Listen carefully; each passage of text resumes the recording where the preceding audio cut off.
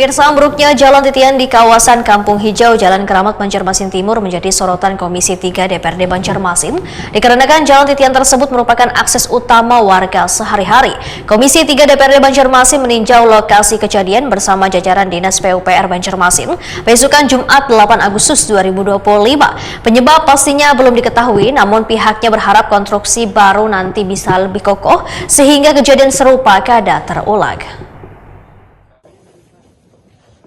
Ambruknya jalan titian di kawasan Kampung Hijau, Jalan Keramat, Banjarmasin Timur menjadi sorotan Komisi 3 DPRD Banjarmasin dikarenakan jalan titian tersebut merupakan akses utama warga sehari-hari. Komisi 3 DPRD Banjarmasin meninjau lokasi kejadian bersama jajaran Dinas PUPR Banjarmasin besokan Jumat 8 Agustus 2025. Ketua Komisi 3 DPRD Banjarmasin Muhammad Ridho Akbar Wetakuni Prima TV di sela-sela peninjauan memadahkan inspeksi mendadak ini dilakukan setelah muncul informasi di media sosial mengenai ambruknya titian tersebut. Politisi Partai Golkar ini menyatakan jalan titian yang berumur sekitar 11 tahun tersebut ambruk kada wayah pengerjaan. Penyebab pastinya belum diketahui, namun pihaknya berharap konstruksi baru nanti lebih kokoh sehingga kejadian serupa kada terulang.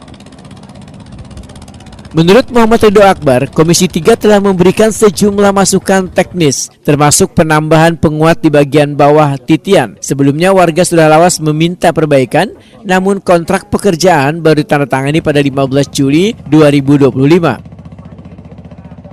Dewan bersama Dinas PUPR Banjarmasin bersepakat untuk menjadikan proyek ini atensi bersama. Belajar dari pengalaman sebelumnya, titian yang dibangun bantuan kementerian ini harus dapat lebih lawas bertahan setelah dikerjakan ulang oleh pemerintah kota.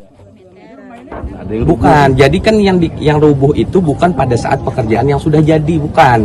Ini pekerjaan yang lama. Ini siring yang lama. Siring yang lama. Yang lama mau dikerjakan dia rubuh, bukan yang belum dikerjakan. Belum sempat dikerjakan. Ini sudah 11 tahun umurnya. Yang rubuh itu 11 tahun. 11 tahun umurnya. Nah, jadi kan mungkin 9 bulan yang lalu masyarakat sudah meminta kepada Pemko. Nah, jadi pekerjaan ini baru dikerjakan berkontrak per tanggal 21 Juli. Berapa kontrak? 15 Juli 2025 pekerjaan ini sudah berkontrak dan ini sudah tanggal 8 Agustus.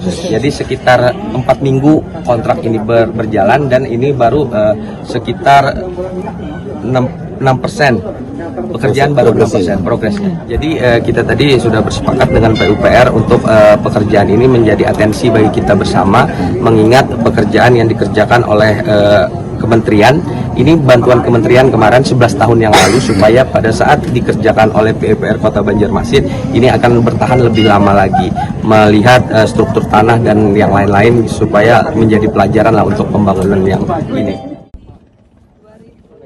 Kepala Dinas PUPR Banjarmasin Suri Sudarmadiah menyatakan dinasnya akan mengoptimalkan pengerjaan sesuai arahan DPRD, salah satunya dengan membangun pender di bagian sungai agar arus banyu pecah sehingga kada langsung menghantam badan titian.